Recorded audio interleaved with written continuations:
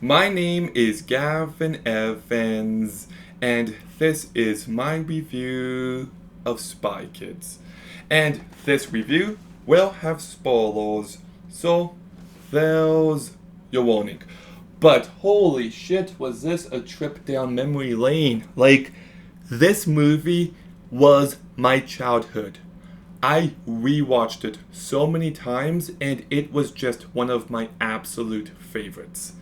And it was kind of surreal to rewatch it.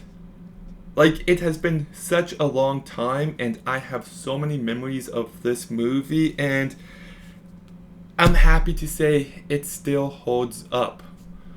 And I don't know, I remembered just certain things about my childhood while watching it. I always wanted the rehydrated food they showed in this movie. I always wanted a jetpack. I always wanted that electric gum.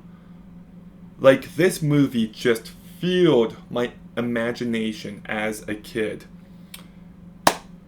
But it also terrified me.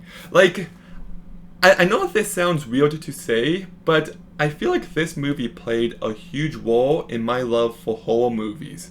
Because this movie freaked me out. This movie gave me nightmares, and I still loved it. Everything with the third brain, I don't know why that, but that did kind of scare me as a kid. The thumb-sums scared me. The layout of Floop's castle gave me nightmares, especially the big hand chair and that floor that's a fake out, but then it's not a fake out. The virtual room. And even that scene where the parents are talking to Floop and they're eating that green food. This movie just grossed me out throughout. But those fucking Fooglies are pure nightmare fuel. The overall design of them and how fake and how ugly they are, it's just so off-putting, but you realize that these are people who have been completely brainwashed and transformed, and they speak only backwards, and oh man, it still kind of gets under my skin thinking about it. And there's that chair with the brain hat and the colored chains. I don't know, just some of the design of stuff here is off-putting. And when Minion turns into, well, Minion, it terrified me. It really did.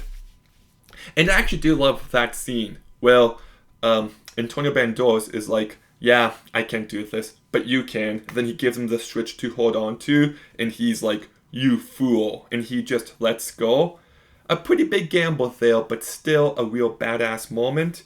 So I just love so much about this movie. The practical makeup and costumes and the set design is unbelievable. There is a vision on display and it's brought to life so incredibly well. This is a great looking movie, despite some questionable CGI, but I'll give this movie a break because it came out in 2001. So Robert Rodriguez does do a great job here. He brings lots of personality and creativity and energy to this movie, and we just don't get kids' movies like this anymore. It's obviously not the same thing, but you look at a movie like this, and Beetlejuice, and Monkey Bone, and I wish kids' movies would have a bit more of an edge to them. And I do like the story here. These agents going missing and turning into these brainwashed Fooglies. These parents who are spies and their kids have to rescue them. It's kind of like a wish fulfillment movie for kids, and maybe that's one reason why I loved it so much, but it is a good enough story.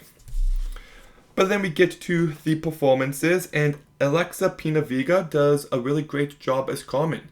She feels believable. She feels like a kid who is forced to become a spy. Dale Sabero, same thing. He feels believable. Not every line delivery is pitch perfect, but they bring a level of sincerity to this movie, and their chemistry is so good. They felt like a real life brother and sister, and I like how that relationship is captured here. Antonio Banderas does a pretty good job as well. Carla Gugino, she's good. Alan Cumming, he also does actually a very good job as Floop. He brings lots of personality, but he's just off and weird. Tony Shalhoub is good. I like it when he's like, you can call me Mr. Minion now. That's actually really funny. Always nice to see Danny Trejo and Cheek Maroon in a Robert Rodriguez movie, and they both do a really good job here. Terry Hatcher, the other mother herself, does a good job in her minimal screen time, and even how her hair gets burnt off kind of freaked me out as a kid. Nothing against bald people. I'll be one myself soon enough. And Robert Patrick, I completely forgot he was in this movie, but he does a good job. So the cast is actually pretty good. I do got some issues. The first one is the movie tries to paint Floop as a good guy by the end, and I don't buy it. Like, yes, Minion is the mastermind behind everything, but he still did what he did, and I feel like the movie doesn't hold him accountable. I don't really care for the whole no keeping secrets plot of this movie. It makes sense to keep secrets from your kids. It just does. And some of the suspension of disbelief that's required gets a little overboard, especially when the parents keep losing every fight, and they talk about how they were the best spies, but they seem kind of like the worst spies here. And like how Carmen and Junie get past the robots, they spray on this liquid instant cement, and it's obviously not going to hold, and I don't know, sometimes it's a bit much watching these kids escape every situation. I know it's a given with this type of story, but still. So, yeah, those issues aside, I still kind of love this movie. Like, I do have lots of nostalgia for it, make no mistake, but there is a vision on display, and I do like how much of an edge this movie has. You've got thumb robots and kid robots and these mutated spies. Like, it's weird and it's out there, and I appreciate the swing of this movie. It's really well made. There's just so much weirdness, and I don't know. I really do dig this movie, so I'm giving Spy Kids an 8 out of 10. I'm glad when I rewatch a childhood favorite and it still holds up. But, Spy Kids, have you seen it? What did you think? Let me know in the comments down below. Make sure you like, comment, subscribe. Stay tuned for more videos soon. And Gavin out.